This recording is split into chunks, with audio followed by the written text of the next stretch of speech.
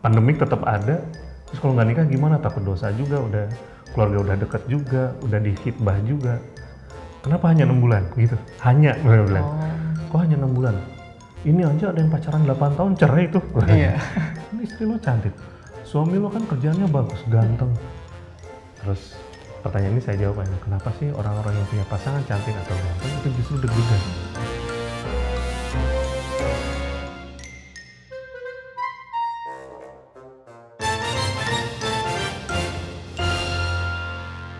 Bismillahirrahmanirrahim. Assalamualaikum warahmatullahi wabarakatuh.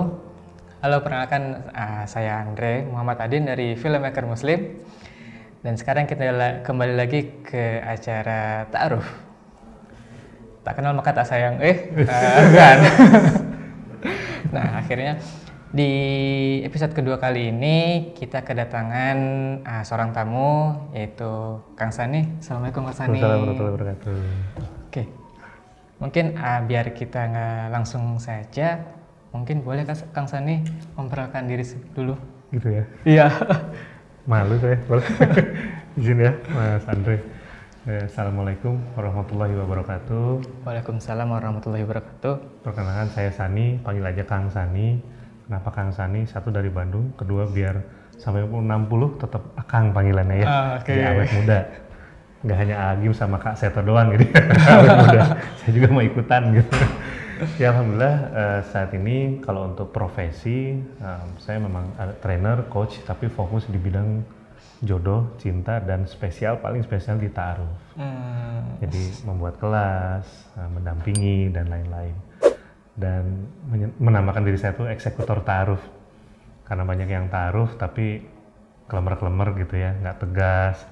Ada yang nggak jelas, geje-geje, ada yang belum move on gitu. Nah itu saya bagian eksekusinya biar ini mau nikah apa nggak sih gitu. Jadi bisa dibilang eksekutor ta'aruf aja deh, lebih gampang.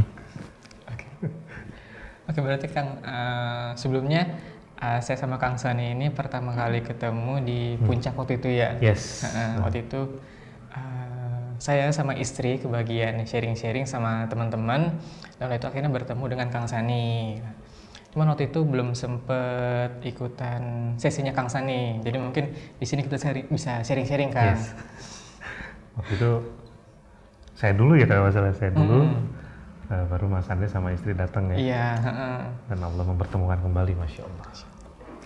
Nah mungkin apa sih ta'aruf itu seperti apa dan Kang Sani itu menjalankan seperti apa? Soalnya kalau misalnya saya sendiri, yang terkenalnya itu ya, terkenal kalau yang saya tahu itu proses ta'aruf itu sebentar. Yes. Jadi cuman ketemu sekali dua kali, tukeran CV, ada perantara. Kalau misalnya oke, langsung atur ketemuan berikutnya untuk lamaran, langsung selesai gitu, langsung nikah. Nah mungkin kalau dari Kang Sani sendiri mungkin bisa cerita sedikit ta'aruf yang selama ini Kang Sani jalan itu seperti apa? Oh iya, Bismillahirrahmanirrahim. Jadi sebenarnya kan ta'aruf itu punya metode yang berbeda-beda, baik dari kelompok, dari ustadz gitu ya, berbeda-beda. Nah memang ini hasil saya dan tim belajar selama hampir 7 tahun lah. 2013 kita mulai dengan berbagai bongkar pasang, coba ini, coba itu. Sebetulnya kan indikatornya bukan hanya nikah aja, tapi memang setelah nikahnya kita lihat. Karena itu ada program tambahan setelah nikah. Oke, kita mundur dulu ke ta'arufnya. Memang intinya kan syaratnya tidak melanggar syariat, sebetulnya itu aja. Ta'aruf itu bagaimana sih? Pokoknya lakukan perkenalan, kan ta'aruf tuh lita'arufu dari surat Al-Hujurat ayat ke-13, saling mengenal. Nah, bagaimana caranya saling mengenal sebelum menikah, tapi tidak melanggar syariat? Intinya itu dasarnya. Nah, metodenya beda-beda tuh. Ada yang langsung jodohin, langsung ngelamar terus nikah. Ada yang beberapa bulan. Nah, akhirnya kami membuat metode ya sekitar 6 bulan sampai maksimal ya katakan 8 bulan lah, katakan dari pertama banget ketemu nih tukar CV sampai akad nikahnya. Nah, itu pun banyak pihak yang mengejudge kali ya, karena mereka belum pernah mencoba metode ini, bahwa ini kayak beli kucing dalam karung nih. Saya nggak tahu nih cewek ini kayak apa nih, cowok ini bener nggak ya, jangan-jangan dia di sini sama di rumahnya bermuka dua misalnya. Nah memang akhirnya tercetuslah metode-metode tersebut di mana karena kami tinggal di bisa dibilang urban kali ya, atau tinggal di perkotaan lah juga, yang dimana masalah sosialnya tuh nggak gampang untuk diurai. Kalau misalnya di pesantren katakanlah kan kiai punya anak apa ya, santrinya ini, santriwati ini, udahlah ini ketemuin. Kalau ini ketemu walaupun bapaknya terkenal baik ataupun ibunya terkenal baik, ketika ketemu belum tentu si anaknya persis seperti orang tuanya. Karena guru dia tuh nggak hanya bapak ibunya, gurunya di sekolah, teman-temannya yang dia kagumi. Nah disitulah ternyata selama 7 tahun ini yang membuat complicated gitu Mas Andre. Itu yang membuat oke, ta'aruf setahun, kelamaan. 3 bulan kecepatan untuk beberapa orang. Walaupun orangnya juga Mas Andre kenal itu ada yang 1 bulan. Iya, ada banyak. Iya, 1 bulan. Nah ternyata akhirnya kami lihat rata-rata dari 7 tahun ini rata-rata 6 bulan itu udah paling pas untuk orang yang tinggal di perkotaan dan ingin ta'aruf dengan stranger dari 0. Jadi 6 bulan itu kita bikin template-nya begitu, walaupun aktualnya ternyata kadang ada yang lebih cepat, ada yang lebih lambat. Dan ini unik nih, ini kan lagi masih masa pandemik nih. Iya. Justru ditambah cepat. Oh gitu. Ini kan lagi corona nih. Dimundurin nggak ada, yang penting dipercepat aja, yang penting nikah di KUA. Terus mereka, alhamdulillah kan, jadi nggak keluar biaya resepsi katanya gitu. Jadi ini masa pandemik ini ya, dari Maret sampai hari ini itu 5-6 orang tuh udah nikah. Dan rata-rata dipercepat, ada yang on time tapi nggak ada yang mundur. Nggak ada. Kita nunggu corona, mereka mikirnya gini, nunggunya nggak selesai juga nih, pandemik tetap ada. Terus kalau nggak nikah gimana? Takut dosa juga, udah keluarga udah deket juga, udah dihitbah juga. Ya pada akhirnya metode kita jadi fleksibel. Jadi bisa kan sebulan, bisa aja.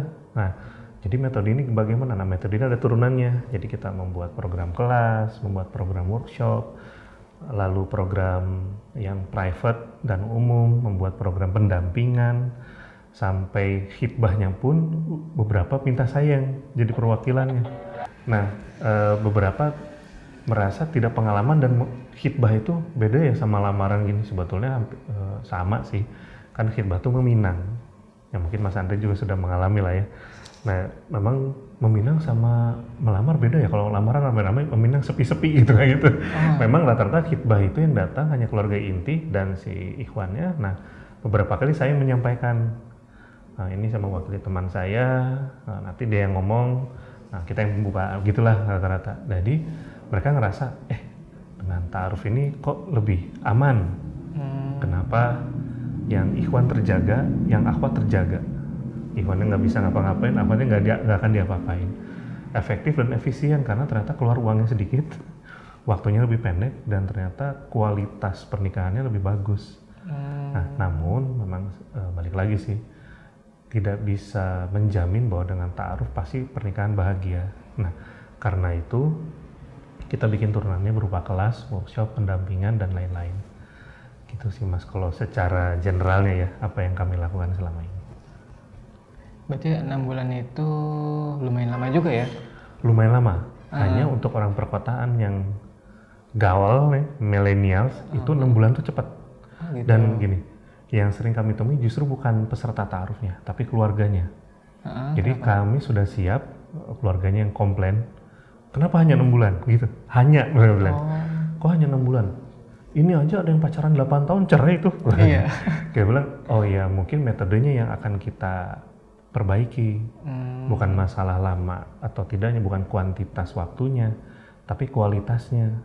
Oke lah, pertemuan kita perbolehkan misalnya dalam waktu 6 bulan mungkin bisa sampai 6-7 kali ketemu untuk ngobrol lebih dalam, tapi yang ditanyakan fokus hanya ke pernikahan, fokus ke keluarga, bahkan sampai membahas finansialnya.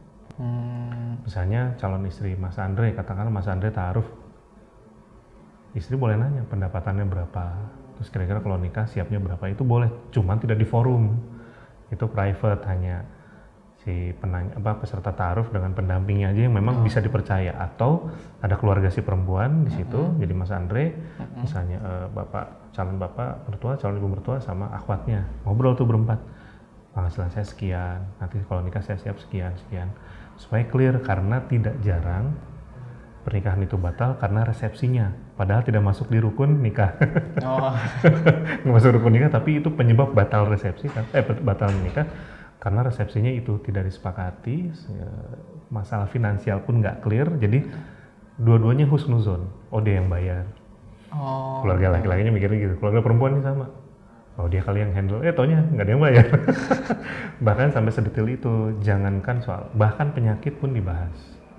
Katakanlah beberapa orang merasa nggak tenang nih, ini pasangan saya kok, calon saya udah umur sekian tapi belum menikah, jangan-jangan punya penyakit. Nah, itu boleh dites.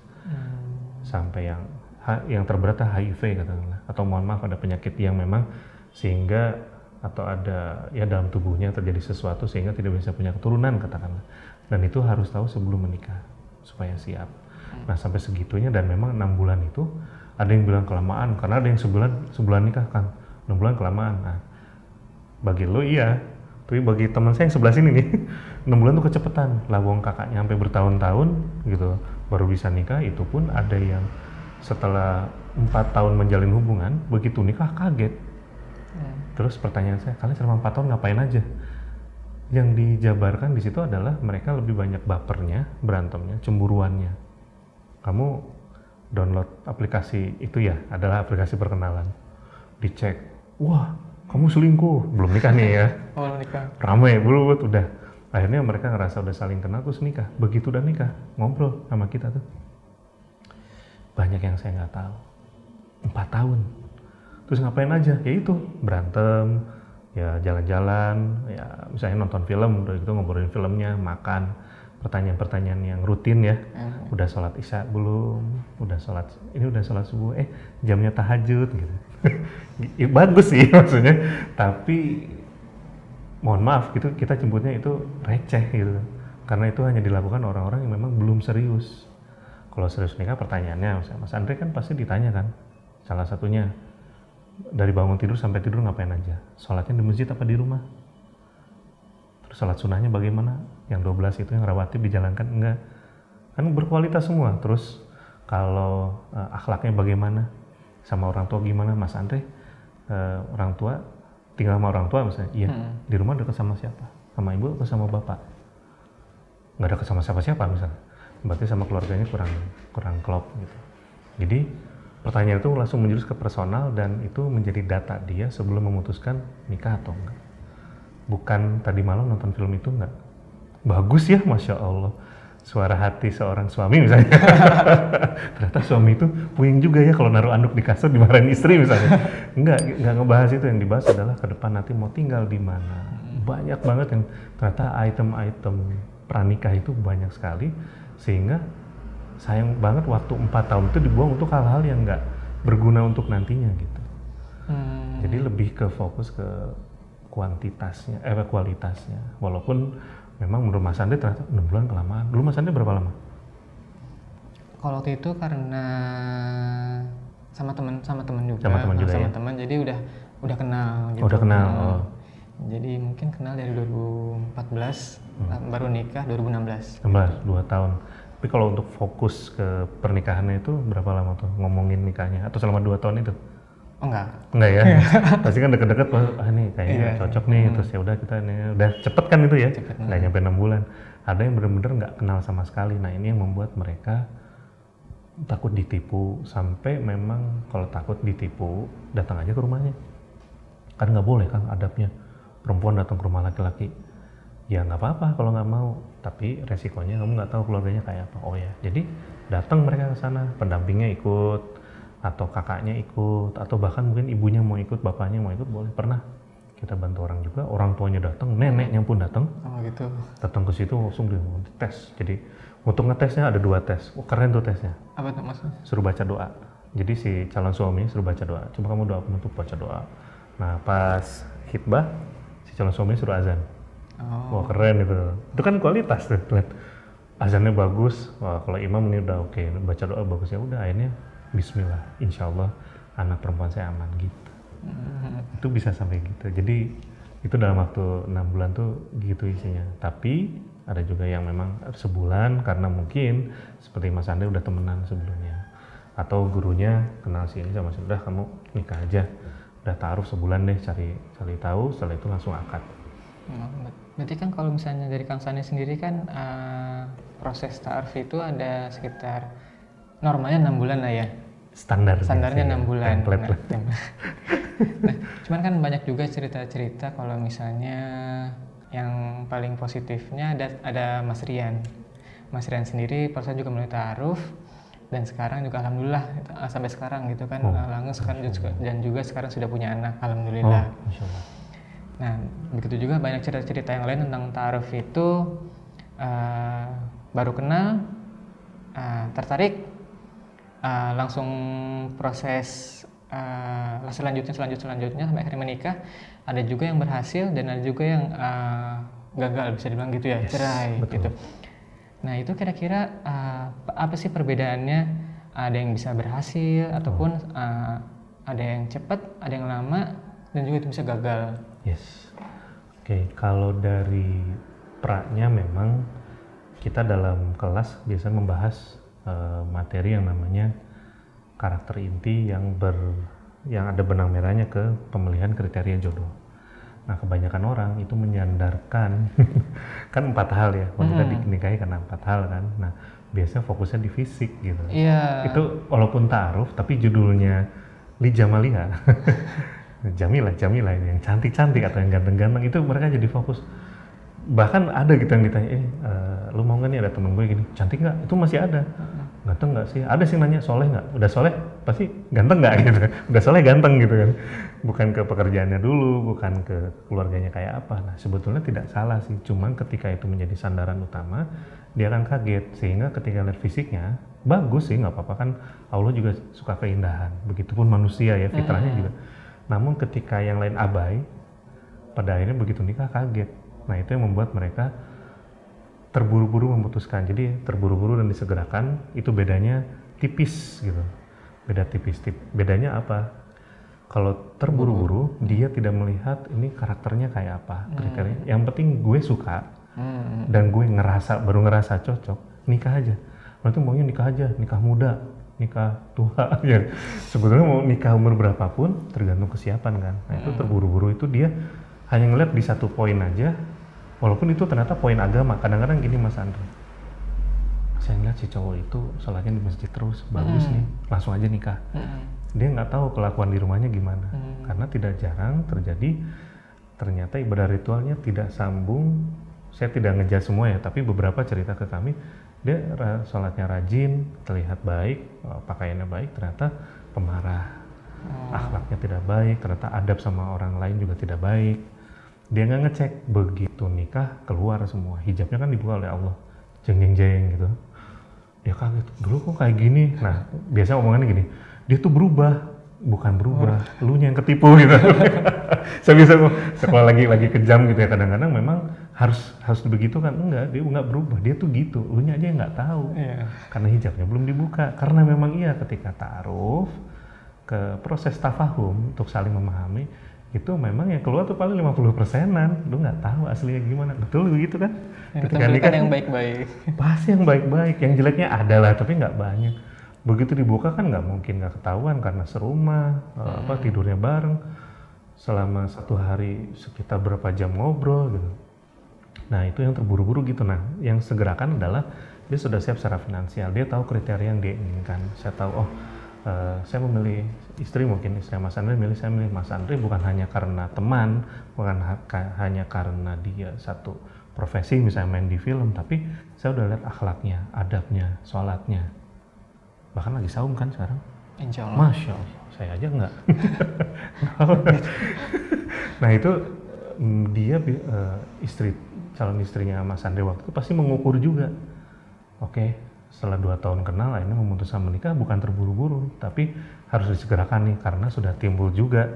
Perempuan pun kan ada rasa sukanya keluar, pasti ada kayak keinginan untuk kecenderungan untuk menikah dengan laki-laki, itu pasti muncul dan itu harus disegerakan dan sudah siap, sudah matang secara akil balik, terus punya ilmu pernikahan dan nafkah. Mas Andre sudah siap menafkahi, ya udah nggak ada alasan lagi untuk tidak menikah. Nah, itu disegerakan. Tapi sudah tahu bahwa secara sadar saya memilih Mbak Rahmi ya kalau salah istrinya. Iya. Mbak Rahmi sebagai istri saya karena bisa dijabarkan. Jadi kalau Mas Andre ditanya nih, saya mau nikah sama Mbak Rahmi, kenapa? Karena dia begini, nah itu bisa disegerakan. Tapi kalau nggak tahu, suka aja. Tadi malam saya mimpi yang keluarnya dia terus, ya oke sih. Tapi tolong ditabayunkan lagi, benarkah bahwa memang dia itu baik untuk Mas Andre? Karena kan ngeri-ngeri sedap ya kalau nebak-nebak. Mimpi muncul bisa 3 kali karena ternyata ya itu hanya mungkin rasa suka yang dipendam, tapi kita nggak punya alasan logis kenapa harus menikah sama dia. Sedangkan dalam 4 hal tadi rasionya 3:1, yang dimana 3 itu memakai akal, yang 1 spiritual. Kan nggak mungkin Rasulullah SAW mengeluarkan pernyataan lewat hadisnya itu nggak baik untuk kita gitu. Berarti kan boleh menikah karena ketertarikan terhadap 3 hal itu boleh. Cuman yang keempat nih spiritual nih, kalau nggak mau rugi yang ini dong yang dipegang. Cuman sayangnya spiritual itu bercabang yang nggak diketahui banyak orang, yaitu tidak hanya ritualnya, tapi cek akhlak sama adabnya. Insya Allah mungkin Mbak Rahmi udah ngecek, kan lemah lembut gini kan. Kan dari pertama ketemu santai gitu. Ya mungkin Mbak Rahmi udah kelepek-kelepek waktu itu ya. Gitu sih paling mana. Iya. Soalnya kan kalau misalnya kita lihat di media sosial ataupun di film AAC, kalau misalnya tahu tokoh utama si cowoknya ketemu tokoh utama cewek, pas tokoh utama cewek buka niqabnya langsung langsung suka, langsung nikah. Okay. Nah begitupun di media sosial sekarang banyak mungkin influencer sekarang banyak yang mungkin melalui proses ta'aruf terus akhirnya menikah, dan orang-orang di luar mungkin kurang tahu ya proses di dalam ta'aruf itu seperti apa gitu. Dan mereka tahunya ta'aruf itu simple, ketemu suka udah langsung proses gitu kan ya. Memang nah itu influencer maupun ada yang di film ya, karena memang awalnya juga saya tahu ta'aruf itu dari film. Oh ta'aruf tuh gini, ternyata simple ya. Nah saya sendiri memang bukan pelaku ta'aruf karena belum pada zaman udah lama banget ya. Pada zaman itu memang sama sekali nggak tahu gitu ada proses yang namanya ta'aruf. Kalau ada sih pasti saya pengen melakukan itu. Nah sebetulnya kalau yang pertama sih memang harus jujur kalau ta'aruf itu. Jadi yang membedakan hasilnya bagaimana, salah satunya adalah kejujuran. Nah tapi pertanyaannya kan kita nggak kenal sama orangnya, atau ya ada yang mendampingi tapi tahu dari mana dia jujur atau tidak. Memang ada sih tips-tips psikologi yang mendalam gitu, hanya memang nggak mungkin kita bicarakan di sini ya. Itu tahu dia bohong dari mana, itu pun kadang-kadang juga masih nggak terdeteksi. Nah sebetulnya dalam proses ta'aruf ada 2 keharusan dari peserta ta'aruf ketika mereka menjalani proses ini. Yang pertama sholat istikharah.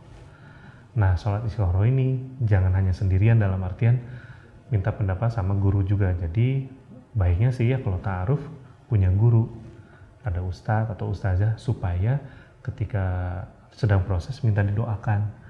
Misalnya nih mudah-mudahan orang ini jujur, saya kan gitu di awal. Tapi kalau nggak jujur gimana ya? Ya udah minta doakan sama guru, kita berdoa, dan terlihatlah dari perilaku atau tiba-tiba ada informasi masuk atau tiba-tiba dia menghilang nggak tahu arah gitu. Terus ada muncul nggak jelas, nah itu berarti sudah pertanda bahwa nikahnya nggak bener nih orang gitu. Tapi Allah yang tunjukkan, bukan kita berusaha cari tahu saja, karena ikhtiar kita tuh ada mentoknya gitu. Kadang-kadang jangan sampai kita mendewa-dewakan ikhtiar, mendewa-dewakan usaha. Kalau usaha saya begini hasilnya pasti begitu, karena variabel kalkulator itu tidak selalu berlaku gitu. 2 tambah 2 kan 4 tuh ya. Nah di ta'aruf itu seringkalinya begini Mas Andre, kita merasa 2 tambah 8 10, hasilnya harus 10. Kenapa hasilnya 6? Ternyata variabel 8 yang kita masukkan kita pikir 8, padahal bukan, padahal 4 gitu.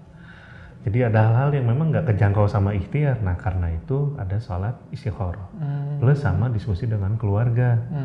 Karena bagaimanapun keluarga lebih berpengalaman di bidang pernikahan, keluarga juga yang merestui, keluarga juga yang mendoakan. Jadi perlu kita ngobrol sama keluarga, ngobrol gimana Pak, mau ya nanti sudut pandang Bapak, Ibu kita, kakak, adik, ataupun om tante atau kakek nenek, ya pokoknya ngobrol aja.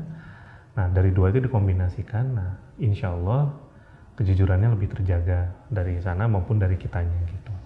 Ya pertama sih yaitu jujur. Nah yang kedua memang dilihat kondisinya. Kadang-kadang ada yang bisa cepat itu tadi, bisa sebulan langsung nikah. Ada yang memang harus butuh waktu 6 bulan karena ada juga Mas Andre yang ta'aruf tapi belum move on. Belum move on gimana maksudnya Kang? Gimana sama Mas Andre cocok nggak? Mas Andre baik sih orangnya, soleh, cuman saya belum ngerasa srek. Kenapa? Ya sebelumnya saya pernah taruh sama orang lain. Orang itu begini dia jabarkan. Mas Andre belum sampai situ gitu. Jadi dia belum move on dari mantannya. Sebenarnya bukan mantan karena ta'aruf nggak ada mantan ta'arufan ya. Nggak ada. Tapi saya pernah taruh sebelumnya dan dia jadi dibanding-bandingkan. Nah jadi nggak oke-nya itu bukan karena memang nggak masuk kriteria, tapi karena nggak lebih oke dari yang sebelumnya. Itulah yang membuat proses tambah lama. Nah trauma itu atau sikap membandingkan itu yang harus diselesaikan dulu. Kita nyebutnya hablum minafsi. Ya kan ada hablum minallah, hablum minanas, hablum min alam, terakhir hablum minafsi. Nah hablum minafsi yang bereskan dulu, makanya dia butuh waktu lebih lama. Karena pertarungan di kepalanya hebat Mas Andre. Kalau pengen sih dia ngeliat bilang, oh cantik nikah, ternyata cantik aja nggak cukup. Karena ternyata dia pernah trauma sama perempuan cantik karena diselingkuhin lah, apalah gitu. Jadi nggak semua, kalau udah di bidang itu yang kadang bukan nggak rasional ya, rasional tapi kita suka nggak paham bahwa ternyata kan istri lo cantik, suami lo kan kerjanya bagus, ganteng. Terus pertanyaan ini saya jawab aja, kenapa sih orang-orang yang punya pasangan cantik atau ganteng itu justru deg-degan? Karena kalau pasangan yang ganteng, itu mungkin nggak perempuan lain tertarik. Mungkin nggak pelakor itu datang, mungkin. Begitupun sebaliknya, punya istri cantik keluar rumah, dandan nih ya. Mungkin nggak predator ngambil, mungkin. Begitu kita suami kurang oke di nafkah, kurang oke di performance yang lain, dia akan cari laki-laki lain gitu. Jadi sebetulnya ya itu dia cantik dan ganteng itu beresiko gitu. Barulah gitu ya. Jadi memang poin ini harus didiskusikan dengan keluarga dan istikharah, apakah memang cewek cantik atau cowok ganteng ini memang jodohku akan membawaku ke surgamu kah ya Allah, gitu kan harus tanya. Kalau bukan jauhkanlah, walaupun dia cantik atau ganteng jauhkanlah gitu. Nah paling 2 poin itu sih, yang pertama jujur, yang kedua cerita sama keluarga, yang dimana nanti akan terbentuklah timeline sendiri. Hanya ya karena ya balik lagi tadi ya template-nya 6 bulan sebetulnya supaya mereka tuh jadi punya gambaran. Hanya harus nggak 6 bulan? Enggak juga. Bisa lebih dengan kondisi tertentu, misalnya ada anggota keluarganya sakit, bapaknya sakit, iya masa iya dipaksa nikah. Atau ada yang waktu itu karena keluarganya belum yakin dan nggak bisa dipaksa, ya udah akhirnya negosiasi sama keluarga, akhirnya lebih dari 6 bulan. Jadi tergantung itu sih Mas Andre. Berarti emang nggak sesimpel yang orang lihat lah gitu ya, proses ta'aruf itu. Dan juga harus jujur. Yes, itu tapi penting. Dibandingkan metode lain, metode ini lebih efektif dan efisien. Memang sih ribetnya tuh nggak sebanding lah. Kalau misalnya yang lain misalnya nggak ribet, tapi ribetnya setelah nikah. Iya. Kalau ini memang agak bukan ribet sebetulnya, memang detil aja sih sebenarnya. Detil aja karena kalian akan tinggal terus dengan dia bisa jadi seumur hidup. Karena itu lebih baik mengenal dia sebelum menikah. Gitu, Mas Andre. Oke, kalau Kang Sani sendiri next-nya ada program apa atau dari Kang Sani program Kang Sani sendiri seperti apa sekarang? Kalau yang sedang jalan, alhamdulillah ada kelas premium, itu biasa setiap bulan, biasanya nggak banyak sih, hanya 20 orang, minimal 20 orang ke atas. Nah itu membahas materi-materi mengenai cara mencari jodoh, mengenal diri sendiri, terus mengenal karakter calon pasangan juga, supaya ketika komunikasi itu tidak kelabakan gitu. Jadi nyambung, ketika saya tahu oh istri saya begini, jadi bahasa cintanya, penyampaiannya itu pas, begitupun dari istri ke suami. Nah ada juga kelas private namanya kelas eksekutif. Nah itu membahas lebih dalam lagi. Biasanya kalau masih ada trauma, terus gue udah 13 kali ta'aruf kan, kok nggak ada yang berhasil ya? Nah itu kita cari di mana sih? Biasa pakai sistem coaching sih, sistem coaching supaya ketemu di mana akar permasalahannya. Karena bukan karena dia bukan karena dia gue nggak ganteng kali ya Kang, atau saya nggak cantik sih, tubuh saya nggak ramping, ternyata bukan itu. Balik lagi hablum minafsi itu tadi. Nah, itu programnya eksekutif, itu lebih ke personal. Nah, ada juga program workshop for single, itu biasanya 3-4 bulan sekali, itu hanya membahas fikih maupun teknisnya ta'aruf. Udah itu aja. itu insya Allah next bulan Desember tahun ini. Dan yang akan sedang berjalan sih sebetulnya, cuman belum saya blow up, itu program namanya Sedekah Jodoh. Sedekah jodoh. Iya, bukan berarti mensedekahkan jodoh kita ya. Oh, gitu. Karena saya punya calon nih, tapi kamu aja deh, bukan gitu. Atau mungkin ketika kaum muhajirin datang ke kaum ansor, ada yang mau silahkan kalau istri saya kamu mau akan saya ceraikan, ada itu kan ya. Waktu ada sirohnya tuh, nggak sampai segitu sih. Keimanan kita nggak kuat kayak gitu. Jadi sedekah jodoh itu kita membantu orang lain untuk menikah. Misalnya Mas Andre punya temen laki-laki yang kira-kira sama si Mbak ini kayak cocok deh. Saya kenalkan terus dikawal sampai nikah. Nah itu namanya sedekah jodoh. Jadi biasanya yang sudah nikah lewat program ta'aruf itu biasa kami kumpulkan, kami tanya mau nggak ikut program sedekah jodoh. Apa itu Kang? Dulu kan kalian didampingi, sekarang kalian mendampingi. Tapi tentu kami masih supervising bagaimana metodenya. Dan itu mereka baru tahu, ternyata pendamping ekstra sabar ya.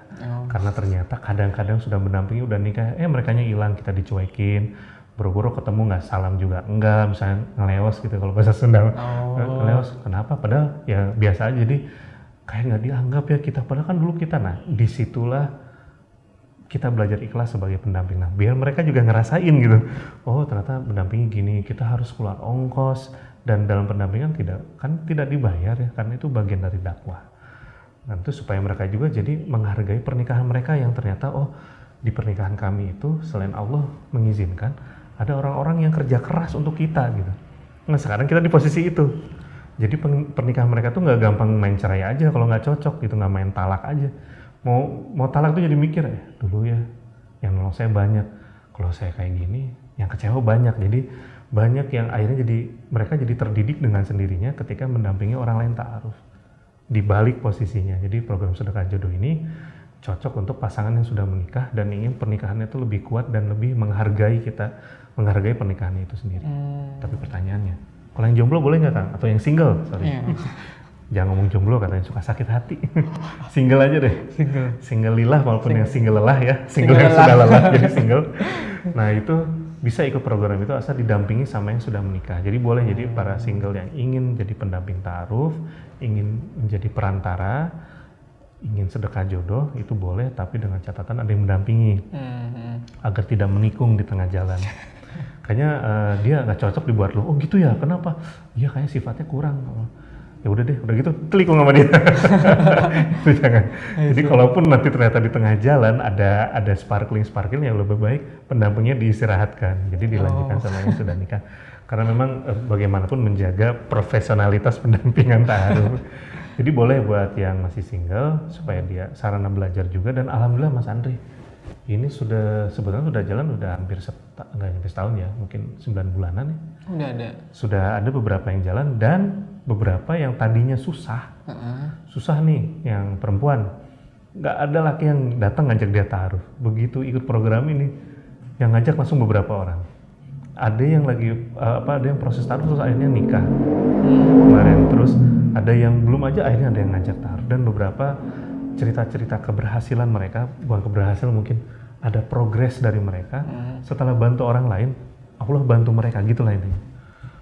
Jadi ya insya Allah kedepannya minta doanya Mas Andre, karena program sedekah jodoh ini memang melelahkan secara fisik, karena memang kalau sekarang kami handle kan ada 1, 2, 3, ada sekitar 6 atau 7 couple. Dan kadang-kadang masalahnya datangnya bareng, terus kita harus bentar, ini siapa nih yang lagi kita kadang harus ngecek dulu, ini couple yang mana nih ini, coba apa masalahnya, oke, voice note, oke, giniin aja, oke gini. Atau kalau udah masalahnya cukup berat, kita ketemu yuk, nazar lagi, ketemu, oke, ditengahi bagaimana kalau memang tidak bisa dilanjutkan berarti belum berjodoh. Kalau lanjut tapi janji ya tidak melakukan hal ini lagi ya. Memang agak lelah, cuman memang harus begitu Sandri, karena kalau nggak didakwahkan atau tidak diregenerasi, kita tidak melakukan kaderisasi, akhirnya kita lagi yang melakukan, capek juga.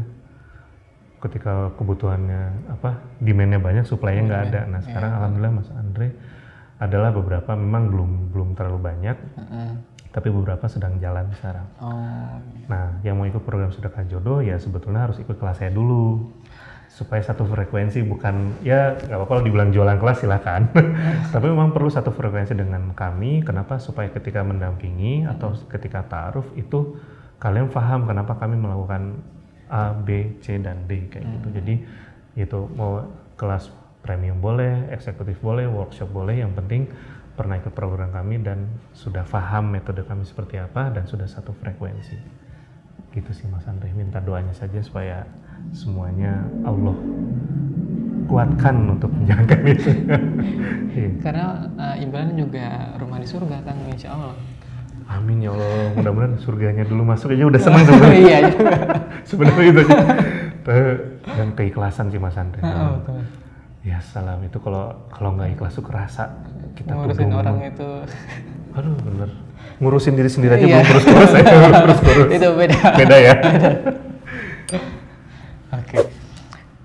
Baik, kalau misalnya gitu, mungkin kalau misalnya ingin mengenal Kang Sani lebih jauh ataupun ingin ikut programnya Kang Sani, gimana caranya Kang?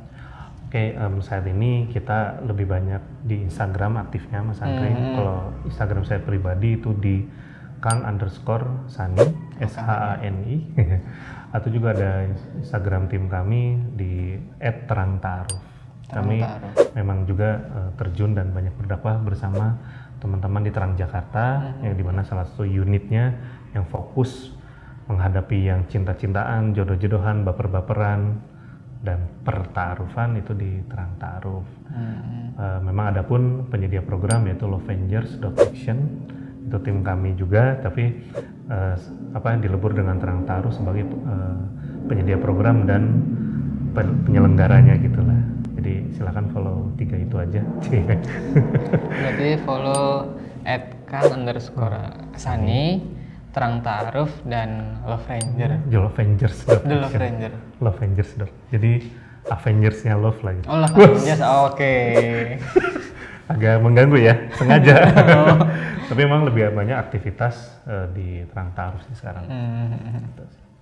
Baik, kalau misalnya gitu, terima kasih untuk waktunya Kang Sani. Sama-sama. Semoga Kang Sani sehat selalu. Amin. Program-program juga berjalan lancar, amin. Sukses, dan mungkin banyak yang termotivasi dan bisa ikut program Kang Sani juga, dan insya Allah banyak yang proses ta'arufnya berhasil lah gitu. Amin.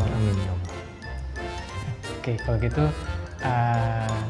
sekian dari kami program episode 2 Ta'aruf hari ini. Semoga teman-teman mendapatkan ilmu baru insya Allah, dan sampai ketemu di episode berikutnya. Terima kasih. Assalamualaikum warahmatullahi wabarakatuh. Waalaikumsalam.